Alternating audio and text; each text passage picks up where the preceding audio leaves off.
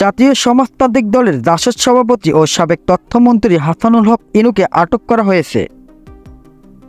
তাকে আটক করা হয় সোমবার রাজধানীর উত্তরা থেকে। তাকে আটক করে ঢাকা মহানগর পুলিশ ডিএমপি। আওয়ামী লীগ নেতৃত্বাধীন রাজনৈতিক জোট কেন্দ্রীয় 14 দলের অন্যতম গুরুত্বপূর্ণ নেতা ছিলেন হাসানুল হক ইনু।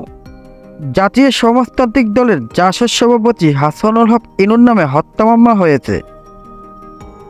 গত 5ই আগস্ট আওয়ামী লীগ সরকারের পতনের পর সারা দেশে বিভিন্ন জায়গায় ইনুর বিরুদ্ধে একাধিক মামলা হয়েছে। তবে তাকে রাজধানীর নিউ মার্কেট থানার একটি মামলায় তাকে গ্রেপ্তার করা হয়েছে। এর আগে গত 22 আগস্ট কেন্দ্রীয় 14 দলের আরেক গুরুত্বপূর্ণ নেতা বাংলাদেশ ওয়াকার্স পার্টির সভাপতি রাশেদ খান মেননও গ্রেপ্তার হন। গত 5ই আগস্ট আওয়ামী লীগ সরকারের পতনের পর শেখ হাসিনা সহ সাবেক মন্ত্রী, প্রতিমন্ত্রী ও আওয়ামী লীগ নেতাকর্মীদের নামে বেশ কয়েকটি হত্যা মামলা হয়েছে।